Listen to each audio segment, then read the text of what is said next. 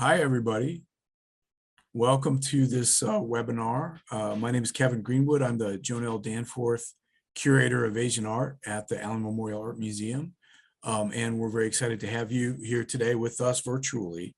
I'm very happy to introduce Charlotte Eubanks, Professor of Comparative Literature, Japanese and Asian Studies at Penn State University. They are also Associate Editor of the journals Verge, Studies in Global Asias, and CLS, Comparative Literature Studies. Their most recent book, published by University of Hawaii Press in 2020, is The Art of Persistence, Akamatsu Toshiko and the Visual Cultures of Trans-War Japan. In it, they trace how Akamatsu, also known by her married name, Maruki Toshi, navigated the publishing and exhibition cultures of global socialism, imperial Japan, post-war occupation politics, and late 20th century protest culture. On a personal note, I have the book here. It's really been wonderful to read, and it's really a portrait of an amazing artist and certainly this a very persistent person, and really a wonderful biography, as well as an overview of her amazing career. Thanks particularly to Professor Ann Sherif, Professor Japanese here at Oberlin College, who was able to help the Allen to acquire 2 drawings by Maruki Toshi that are currently on view. Ann was in touch with Maruki Hisako-san, the niece of Maruki Toshi, and was able to arrange to get these works to us. Hisako-san, Maruki Hisako-san said that the works have value only if they are seen, and was thrilled that these works could be in an American collection. We may be, I don't know if we're the only, but we're certainly one of the very few collections outside of Japan to have works by this very important artist. So thank you to Ann Sherif for making that all happen. And also Professor Sherif put us in touch with Professor Eubanks, who's going to speak to us today. And Ann will be joining us for the Q&A portion at the end of the talk today. Remember that this is a webinar, so your questions will be through the Q&A thing that you click down at the bottom of the screen. You won't see your question in a chat, but please supply those questions just as you think of them, pop them into the Q&A. So with that, now please join me in welcoming Professor Charlotte Eubanks. Excellent. All right, so thank you so much for being here today. I wish I could have made an in-person visit to Oberlin and to the Allen Art Museum, getting a chance to meet with you one-on-one in conversation, but I'm the parent to a fantastic and amazing and lovely 11-year-old daughter who's just now getting vaccinated. And so virtual events like this have been a real lifesaver for us in terms of protecting her health. So thank you very much for allowing me to present in this format. I wanted to tell you a lot about this author whose works the Allen has just purchased 2 examples of. And I will make a quick note here at the outset, which is for those of you who might have closed captioning on, when I say Japanese words, they're going to come across as very strange English translations. And so I've done my best to put all of the Japanese names and terms that I'm going to be talking about up on the screen. So if you see something that seems very strange in your transcript, chances are it's actually a Japanese word that's on the visuals there for you. All right. So what I want to do today is to introduce you to Maruki Toshi, who's also known as Akamatsu Toshiko. I want to share some of my research into her visual art and her written works and her political activism. And I want to give you some context for the Allen Memorial Art Museum's 2 recently purchased works, which are currently on display there. And if you are anywhere near Oberlin, I encourage you to go see them. So first, a little bit about our artist, Akamatsu Toshiko, or Maruki Toshi. She's born in 1912 and she lives to the year 2000. And during that 80 or some odd year period, she was a powerhouse. She was an author, she was an activist, she was an artist, really throughout 20th century Japan. Both internationally and at home in Japan, she is best known for this bitingly anti-war series of panels that she co-created with her husband, Maruki Iri. They're known as the Hiroshima panels, the Genbaku no Zu. And Anglophone scholarship has pretty much focused exclusively on those anti-nuclear panels without really much commentary on her other work.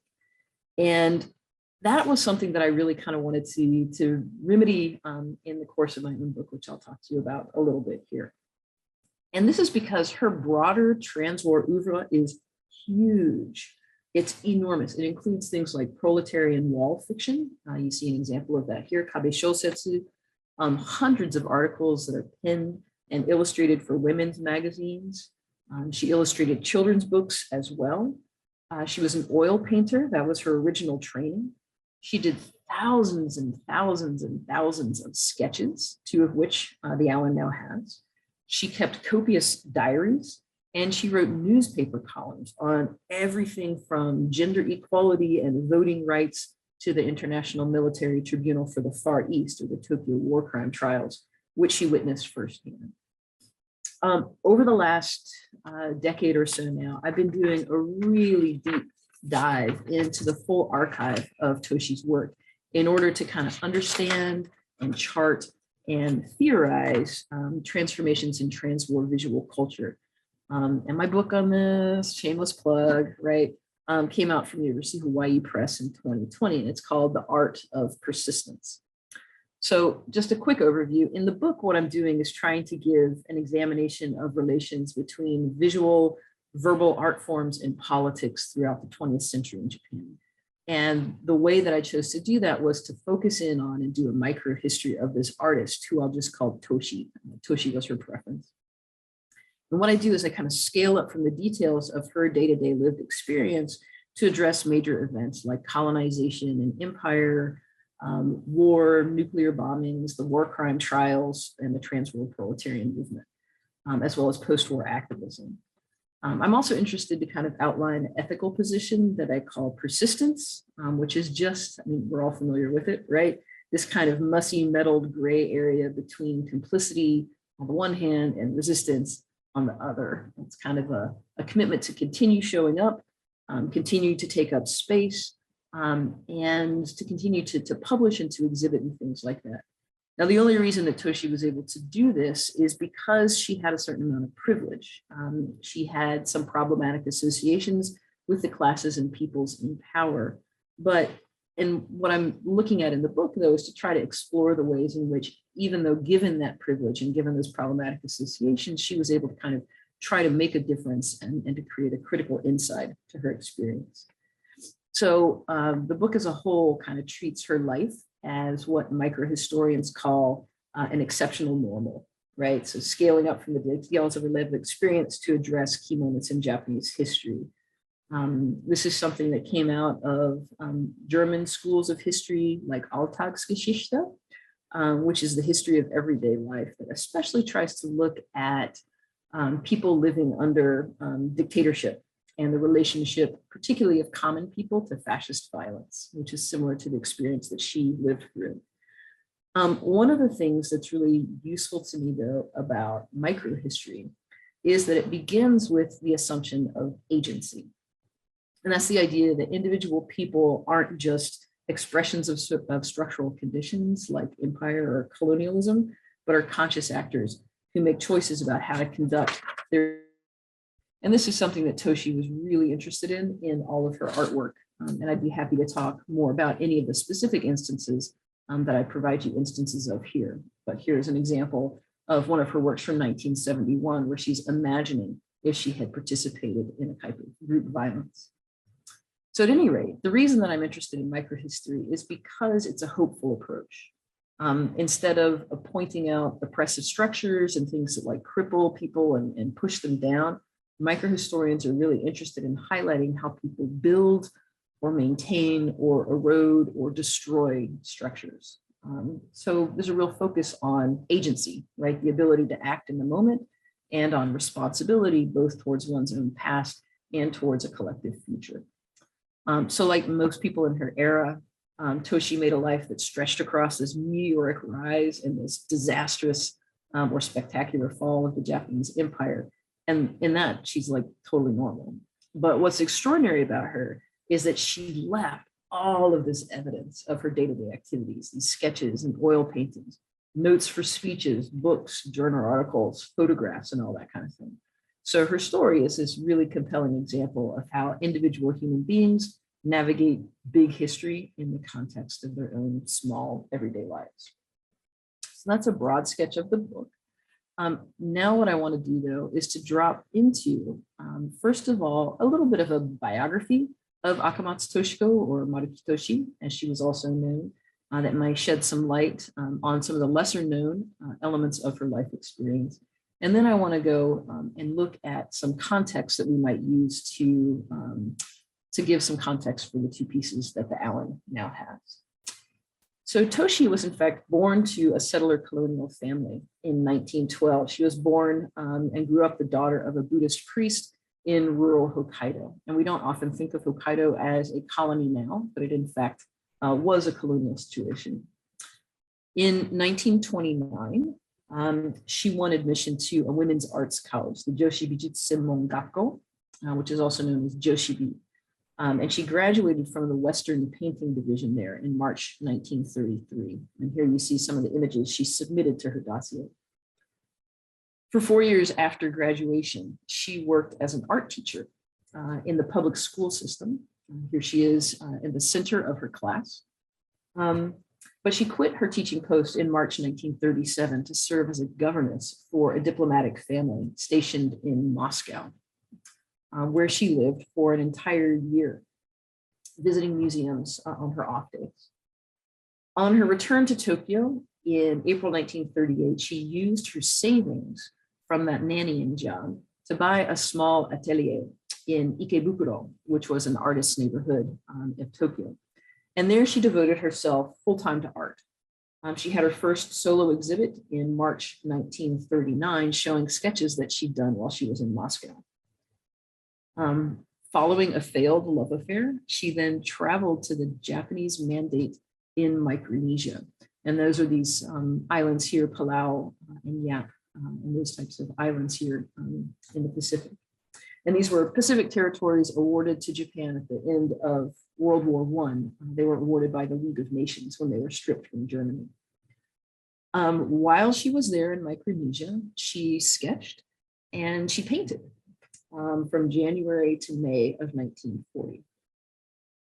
When she went back to Tokyo in the fall of 1940, she met and fell in love with fellow artist Maruki Iri, who had been born to a farming family outside of Hiroshima in 1901.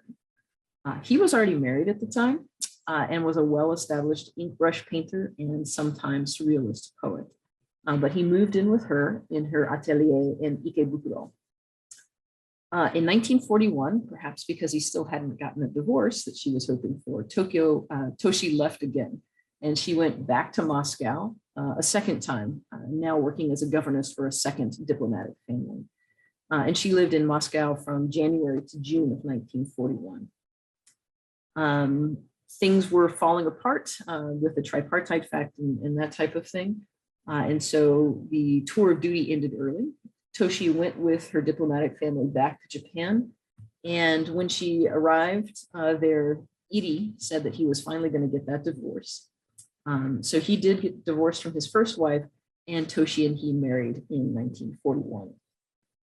Toshi continued her work as an artist, and she largely supported herself and Iri throughout the 1940s on the strength of her South Seas themed work.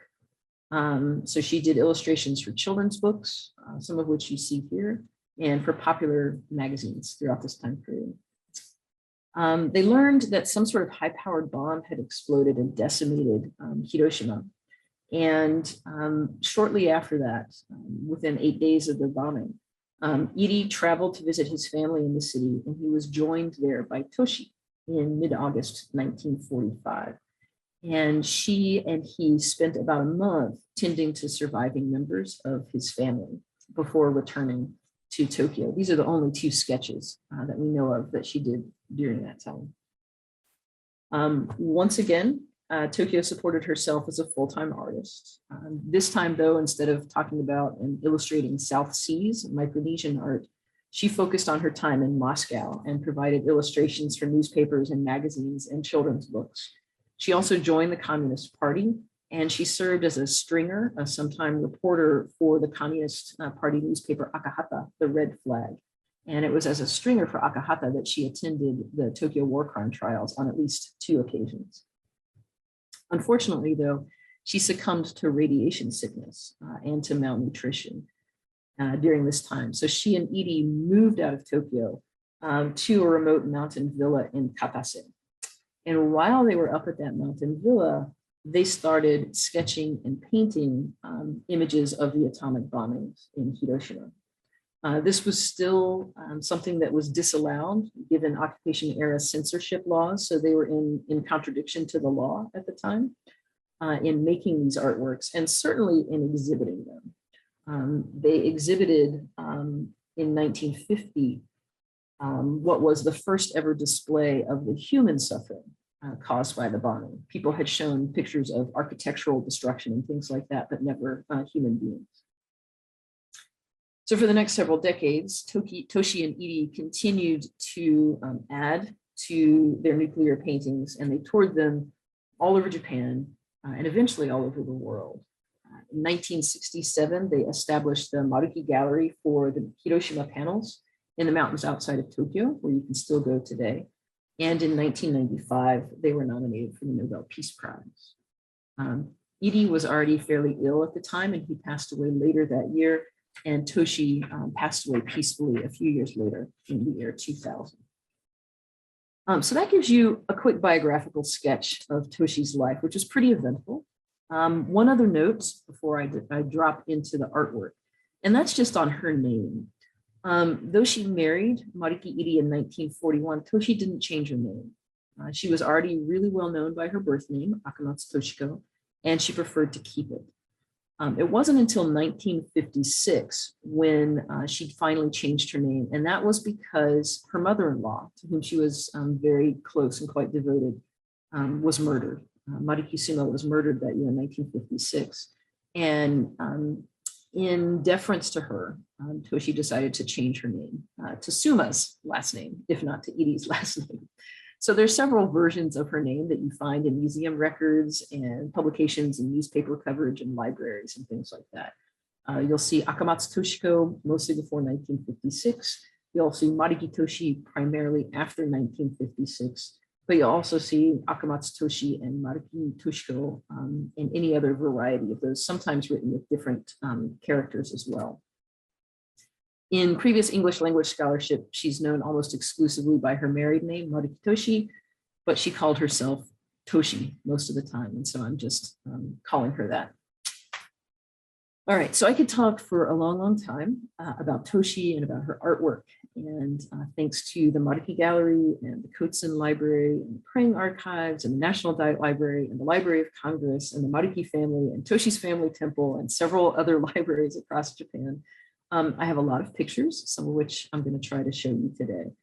But I don't have hours, so I'm just going to try to whet your appetite by placing the 2 Allen works into the context of Toshi's broader oeuvre, and to an extent into the context of 20th century Japan.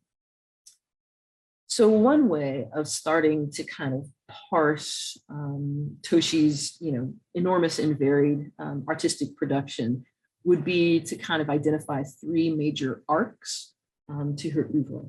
And the first one of these is definitely going to be the colonial, right? When we think of Imperial Japan, probably the dates that come to mind, if they're not 1941 to 1945, which is the US war with Japan, you might think 1894 as the beginning. That's the start of the First Sino-Japanese War. And you might think of 1945, Japan's surrender, as the end. And during that time period, Toshi clearly spent time in Imperial Japanese territories, first as a child growing up in Hokkaido, and then later in the South Seas. And she created any number of illustrations for children's books and magazines during the 1930s and 40s especially. Many of these works were circulated under and marketed as part of what was known as Shokokumin Bunka, culture for little countrymen movement. And the movement described itself, this is quoting from one of their booklets, as aiming to, quote, contribute to the training of imperial Japanese by establishing culture for little countrymen upon the foundation of a national culture which hews to the path of our imperial country, end quote. So it was a straight up colonial imperial enterprise.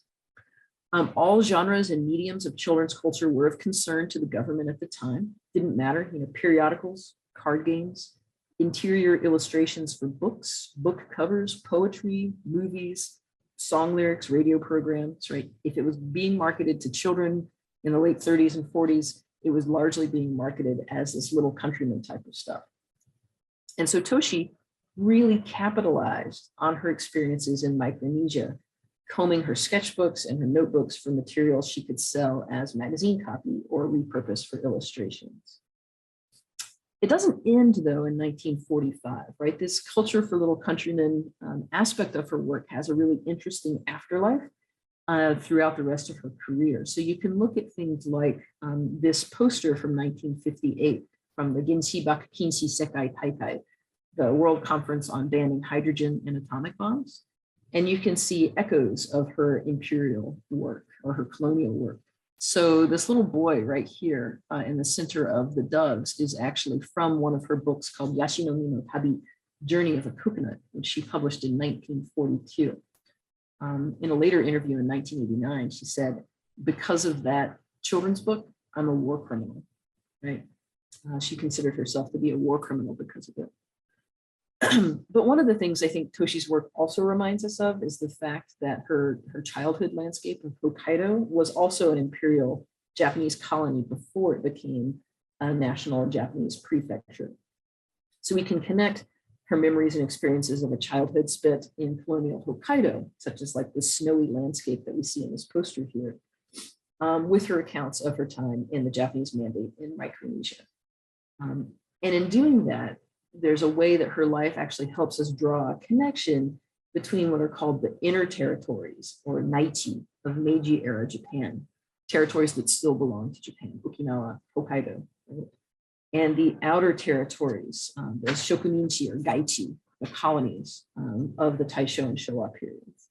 So there's a way in which her childhood in Hokkaido encouraged her to see the colonization of Micronesia as part and parcel as the expansion of a national Japan. So the first arc we can discern in her life is the colonial. The second is really going to be the imperial, the proletarian, right? So if the imperial or the colonial is the first arc, the proletarian is going to be a major second one. And in this sense, we can use her artwork to trace in Japan the rise and fall of proletarian art, first from the 1910s to the 1930s, and then again after the war from the 1940s into the late 50s and early 60s.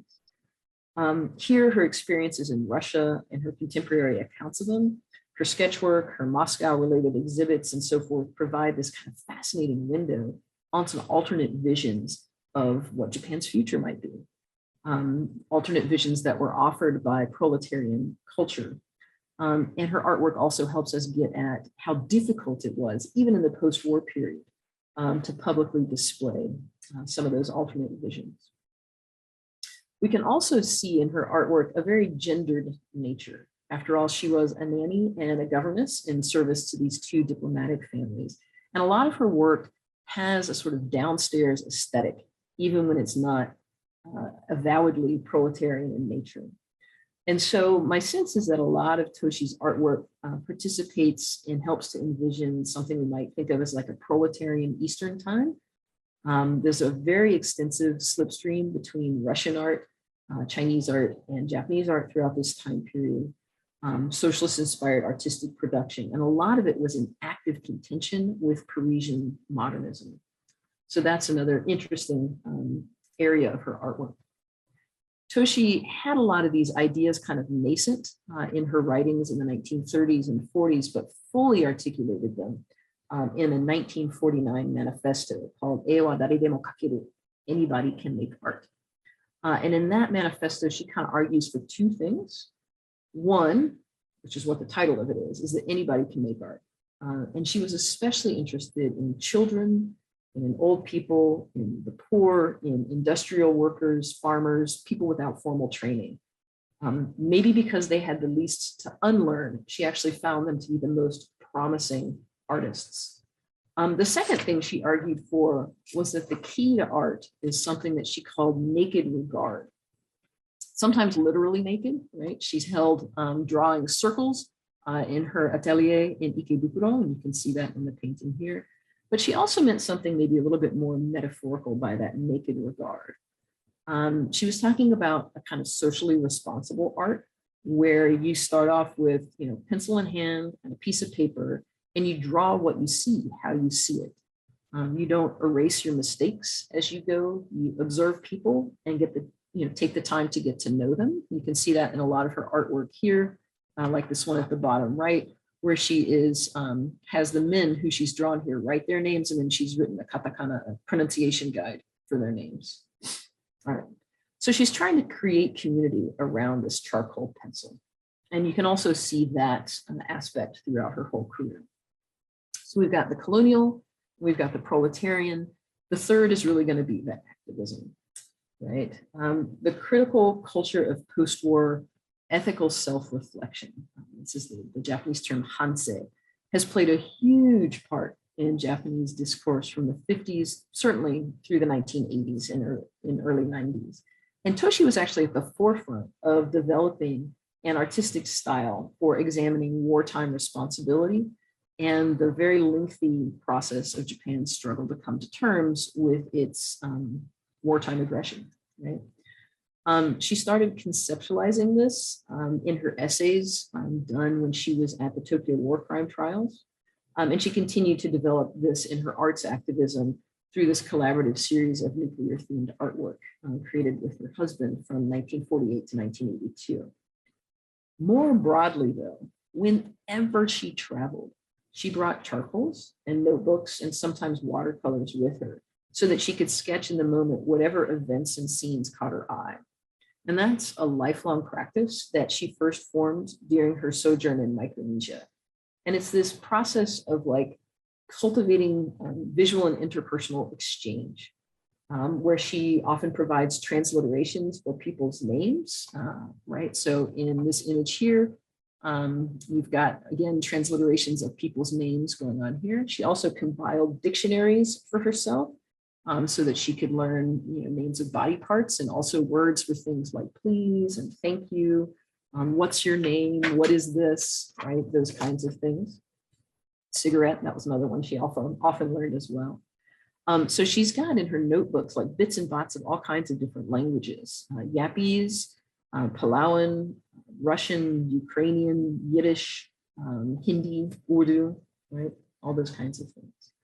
So she often recorded many conversations she'd been able to have in whatever broken language she was able to put together. And she would write these kind of conversations or conversational gleanings either in the margins of her sketches or sometimes on the backs of her sketches. So if you look at the backs of her artwork, she often has extensive notes there. All right, so how do the Allens' two pieces fit into these kind of three different arcs? Right? I think the first one I want to look at is this piece from 1956. And you can see that she has got some writing both on the image itself and on the wrapper or the piece of paper that the image is attached to. I can't remember the English word for that right now. So I looked at the inscription and I have more or less deciphered it. On the painting itself, the sketch painting itself, she's got a date, June 1st, 1956. And then it says International Dragon Festival in Beijing on Children's Day, and she signed her name Toshi. And then on the piece of paper, the mounting, that's the word I was looking for. She has written, and I'm a little uncertain about a couple of the words here, but she has written, I believe, in Beijing, Jiro's children. Jiro, I'm not certain. Nakaguchi Jiro's children adorn themselves with ribbons, their best clothes, white face powder and rouge, and enjoy singing, dancing, and eating.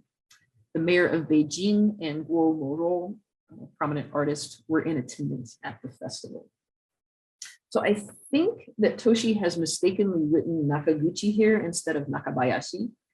At the time, she had been traveling for several months in the countryside in the PRC, and then had just recently met with Nakabayashi Kenjiro, who was then the representative of the Japanese Communist Party stationed in Beijing. And he accompanied her to a children's festival. I assume it was this children's festival, and I assume that the kids in the painting here are probably his kids, at any rate. So one way to situate the painting is to place it alongside Toshi's activist works and her anti-nuclear oeuvre. And that happens in the background of this image. So Toshi attended the World Congress of Women in 1953, where she met several representatives of the All China Democratic Women's Foundation. And Christine Ho has noted that these women then extended Toshi an invitation to return to China in 1956 as an acclaimed progressive woman painter. So the image that Alan has is from this 1956 trip. On the trip, Toshi exhibited the first 3 of the nuclear panels in a series of exhibits organized by the Chinese artist Jiang Zhaohe. And during the trip, she also seems to have briefly met Mao Zedong. At the end of the trip in 1956, the artist Xu Beihong gave Toshi one of his landscape paintings, and she in turn drew some portraits of him and of painter, cartoonist, and fashion designer Yu Feng. So this sketch work is part of that whole exchange economy there. Toshi was invited back to the PRC in 1956, where she and Edie spent several months from midsummer to late fall traveling the country. And prominent communist-affiliated political activists and artists as they were, with this growing international reputation, they were kind of treated as visiting dignitaries. So it's during this 1956 trip that Toshi completed this sketch. The trip was at least organized in part by Nakabayashi Kenjiro, the Japanese Party communist member, and also by Kameda Togo, a Japanese representative on the Peace Council. And again, in 1956, the Marukis exhibited several panels from their nuclear series, I think 6 it was this time. And they were accompanied by an entourage of art students on a wide-ranging tour that took them to Shanghai, and Guangzhou, and Nanjing, and Guangzhou, and Kunming, and Xi'an, and several other places in addition to Beijing. Beijing actually turned out to be the first stop on what was a lengthy international tour for those first 6 nuclear panels.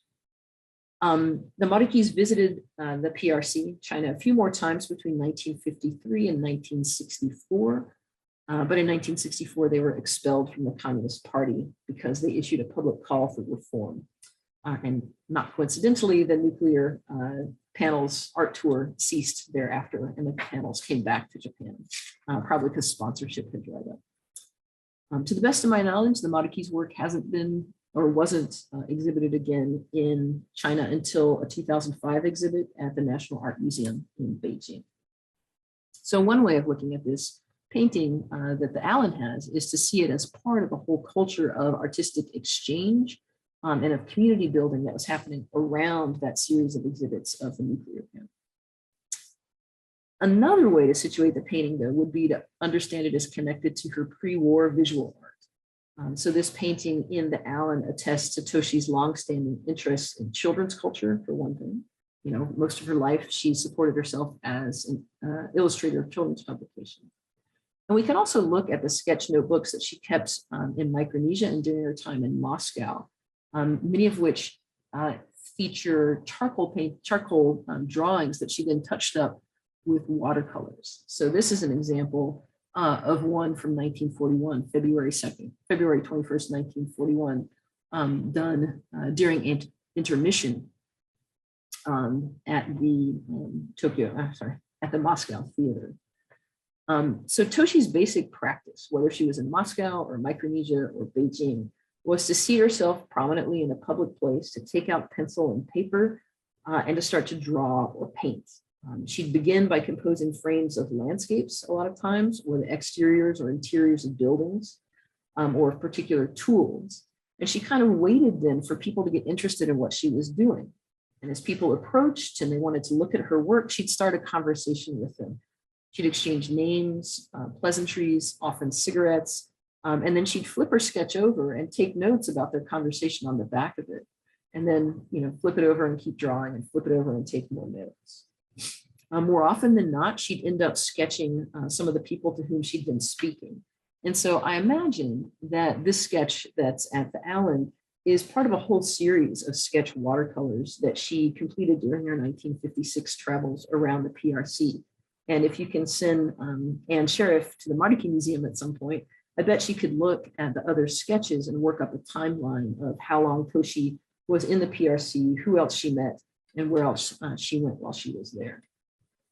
In fact, one of the things we know is that the Maruki's 1956 trip in China culminated in an exhibit of 114 sketches in China that they had produced while traveling. And it's just possible that the Allen sketch was part of that exhibit. I don't know how we would find that out necessarily, but a lot of times if you go to the archive, you can see exhibit notes on the backs of the images. At any rate, whether or not that turns out to be the case, this larger pattern of Toshi's sketch practice gives us some context for what she was doing here in this International Children's Day festival piece. And it also helps us see more of what she was doing in the second piece that's in the Allen's collection.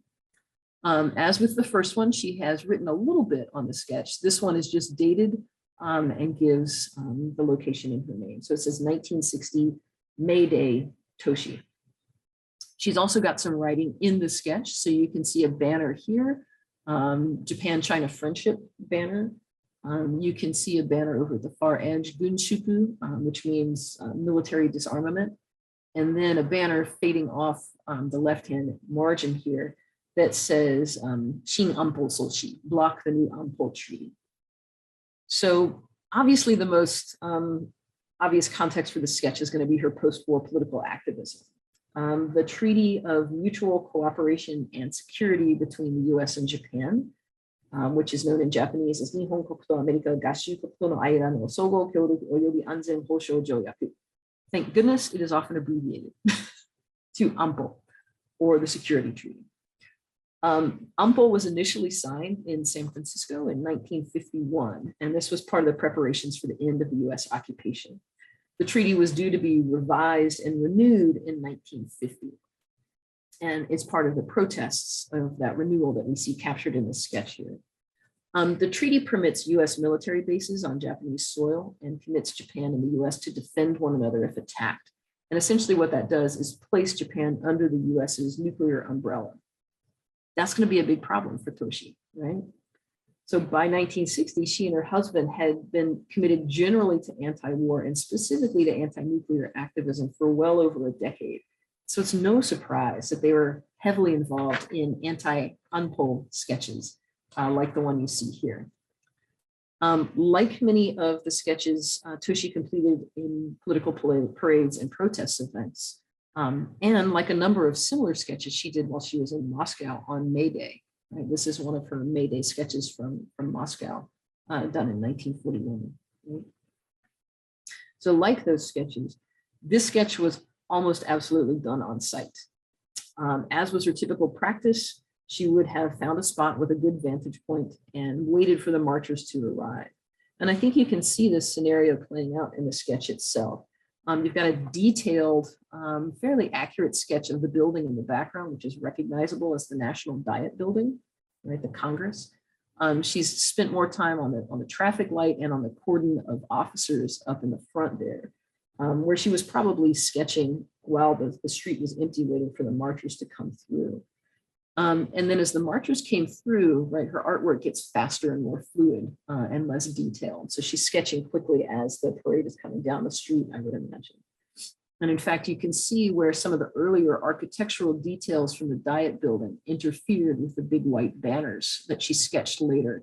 And so you can see the lines from that cutting through beneath the banners there. All right. So if the sketch was done on May Day, and her dates are generally pretty accurate, then the sketch and the parade or the protests would have proceeded by about 2 weeks. A rather infamous incident known as the May 19th incident, in which riot police, like these guys here at the front, cleared the Socialist Party members from the lower house of the Diet And the lower house then held a snap vote, and in the absence of the socialists, approved the renewal of Ampel. Strikes and public demonstrations like this parade here continued, with participants numbering in the millions through June, but to no avail. So that's some of the context. So in conclusion, kind of winding things up here, I'm kind of trying to encourage us to think about Toshi's work through a kind of double vision here. And I'm borrowing an idea from Keith Moxey, who has argued that the work of art carries its own time, and that works of art, the times for works of art will always be multiple. So he's talking about, on the one hand, what he calls heterochrony, the idea that local temporalities matter, that we can't just take sketches like this and put them into a Western art history. We really have to understand not only the art historical, but also the social political context of the time and place. The other idea that he's getting at is anachrony, right? He's against this idea that works of art should be kept at bay as coming from another period or another place. And instead, he wants to encourage us to think of artworks as belonging to the present. And I think that kind of double vision is really helpful as we think about Toshi's work. So last couple slides here, where I'm going to kind of wrap things up. If we kind of use this double vision to look at Toshi's piece, the piece that was acquisitioned, 2016 by the Allen, right? We can see that it's got a few different time periods going on. It's not only a sort of post-war Beijing type of piece. It's also got echoes of imperial Micronesia, right? Attending to names and family details, either writing them on the sketch itself or on the mounting for the sketch. And it's got echoes of her work from 1930s Moscow, right? Attending to women's culture and to children's culture in particular. It's even the same kind of form here, charcoal sketch overlaid by watercolor. If we look at the second piece then, right, we can see not only a kind of post-war 1960s Tokyo, but we can see echoes of her global political activism, the ways in which she was interested in using her artwork, and had been for a long time interested in using her artwork as a kind of social and political critique. I think it's a little bit harder to get at, but I think you can also see some sort of the imperial insights here, right? It took her a long time to recognize with and to come to terms with the idea that the Hokkaido, where she grew up, was actually a colonized space within Japan. It was colonized by Japan. And I think part of what is motivating her protest of Ampel is this idea of Japan as a colonized space by the US military. So there's some different, I think, vantage points through which we can look at these sketches. All right, so that's, I think, two different ways we could do it. I think the other thing to keep in mind, though, is that Toshi was an activist as much as she was an artist or an author. And so I think one of the things that she's trying to always get us to remember when we look at her artwork is who else is in the room and who else are we going to bother to know? Whose languages are we going to learn? Whose names are we going to record? Whose narratives are we going to listen to? And what kind of questions are we going to be brave enough to ask? So I hope those will spark off some good conversations at the Allen. And I just want to say thank you again for having me. And thank you again to all of the many people and institutions who made this research possible. Okay. Well, wow. I'm clapping for everyone out in the audience. That was really fabulous. Thank you so much for providing that wonderful, concise overview of the biography and career of Maruki Toshi, and for that wonderful contextualization of the two works that we have on view at the Allen. And thank you so much for those translations, which I will immediately type into our database as soon as I get a chance. But this has been really great. So what I'd like to do now is introduce Professor Ann Sherif, Professor Japanese at Oberlin College, who is going to kind of start us off with some questions. And while Professor Sherif is speaking, if everyone else, if you'd like to just plop your questions into the Q&A, I'll be happy to bring those up in a few moments. So thank you, Ann, for joining us.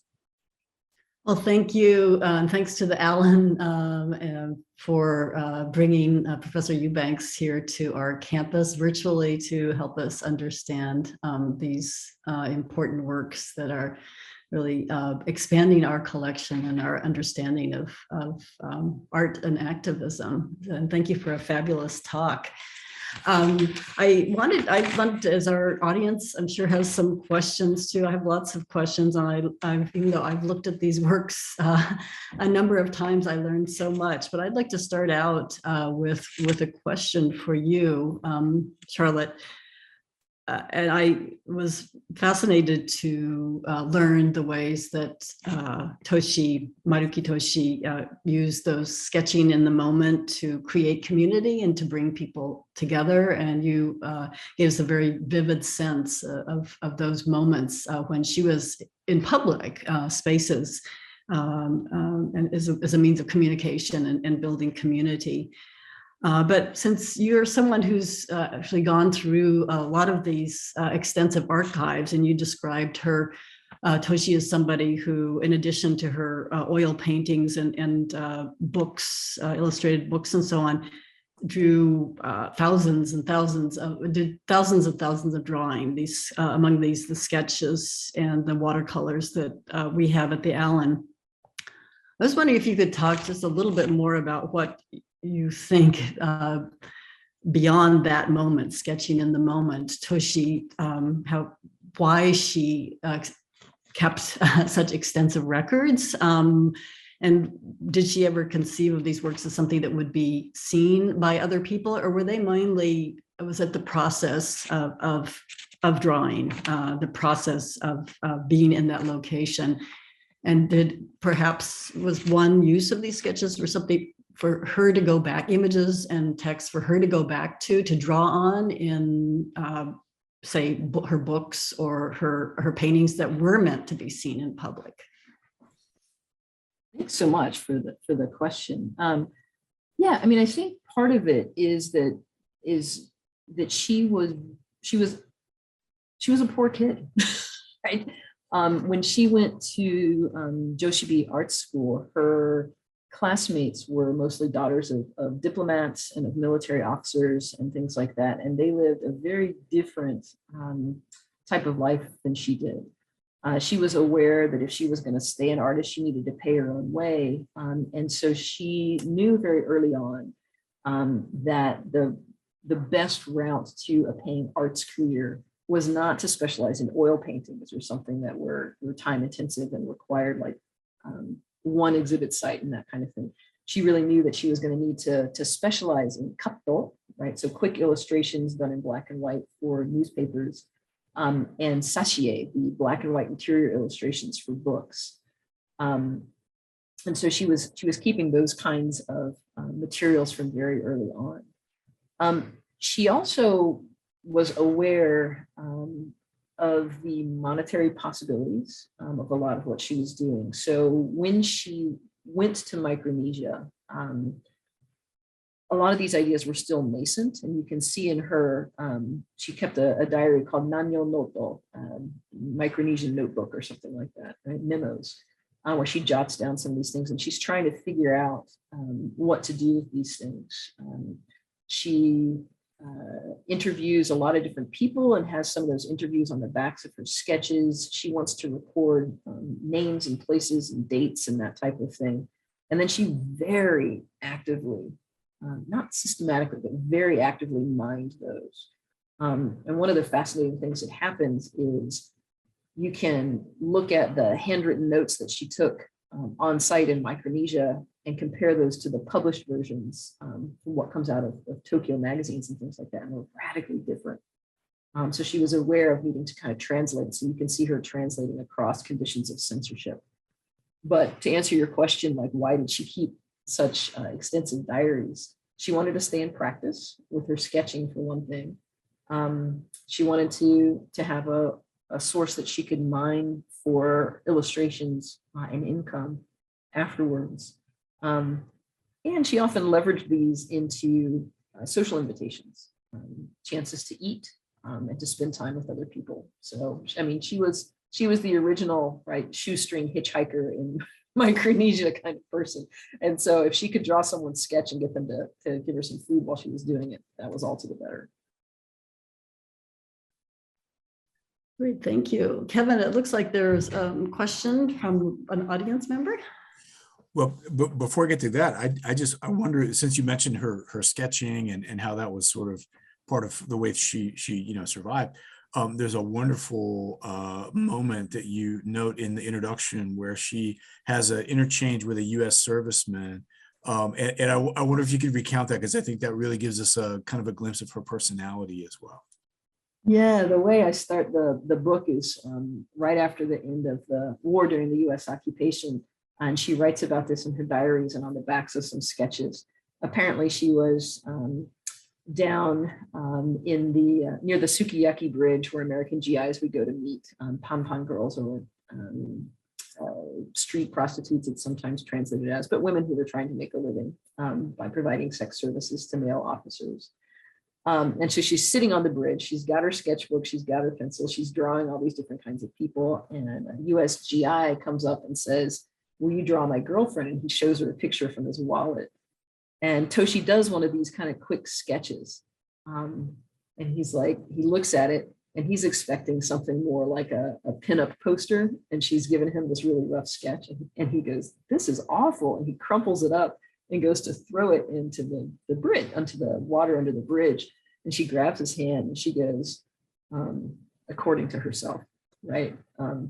Essentially, Americans are great. You guys dropped a nuclear bomb and you ended the war and you got rid of the fascists, but you don't know anything about art. That's kind of the person she was. Yeah, good for her. That's a great story. That's a great one. So let me turn to the Q&A. We've got a couple of really great questions. The first one here is from Tanya Mouse from Willington College, who says, here, along with students from our history course on the atomic bombings, I wanted to ask if how Toshi reflected back on her artwork over time. You mentioned her identification of herself as a war criminal. Could you talk about that a bit more? Did she categorize her work in other ways? Was she comfortable with the primacy of the Maruki Gallery and the Hiroshima panel? So a few things to address. Gotcha. Good. So I see a couple different questions in there.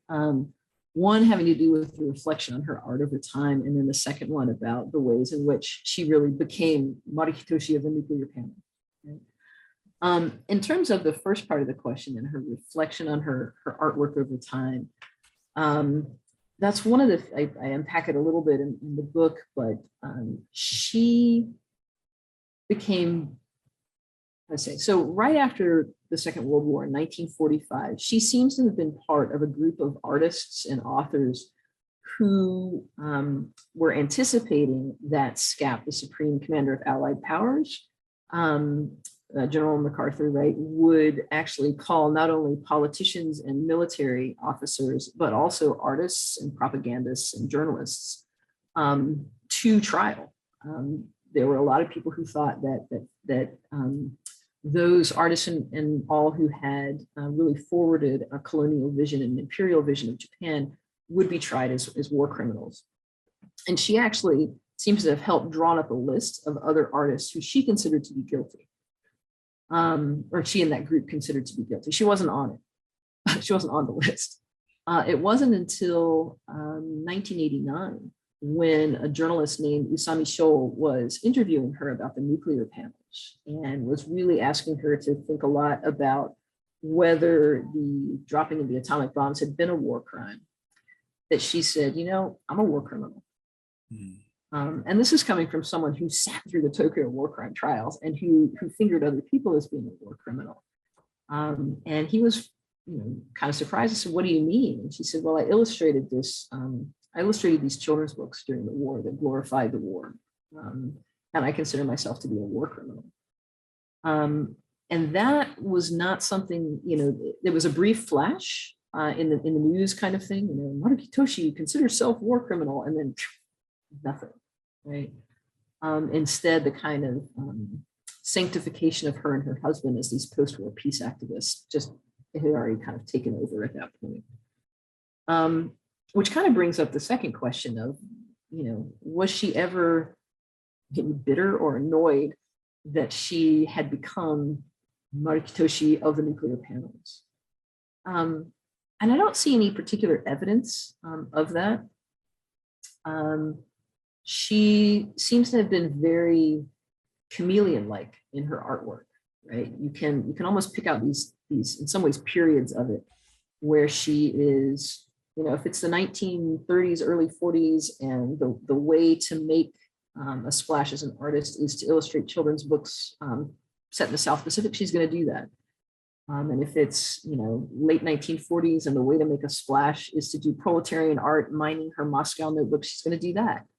And if it's the 1950s and post-war protest culture and anti-nuclear activism is taking on momentum, she's going to do that. And she didn't seem to have really resented that a lot of her earlier work kind of gets forgotten.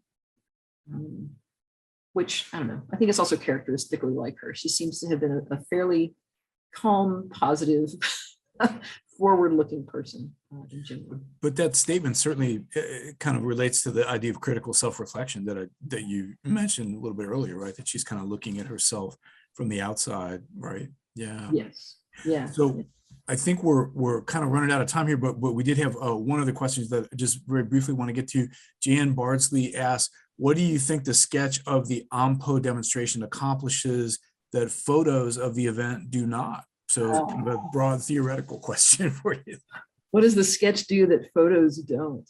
I think one of the things that would be really interesting to look at is a whole series of them. I think it's very, very likely that she would have done a whole series of those sketches, and that she probably would have kept notes on the backs of them and things like that. And so one of the things it would do that a photograph wouldn't necessarily do would be to provide kind of like a first personal, in the moment account of what's happening and what you see there. Another thing that I think is interesting that doesn't really come across in the photographs is the degree to which she at least was really seeing anti-AMPO protests through the lens of May Day, right? A kind of socialist proletarian holiday. And even the way that she draws those walking figures down the street is very reminiscent of the way that she's drawn parades that she saw in Moscow. And so it's almost like she was in Moscow for a second, or for the time that she did that sketch. So I think that kind of almost teleportation is an interesting aspect to the sketch. And that's something you can't do with a photograph, right? That kind of stylistic paralleling. Yeah, that's really interesting. I'll have to think about that more though, Jim.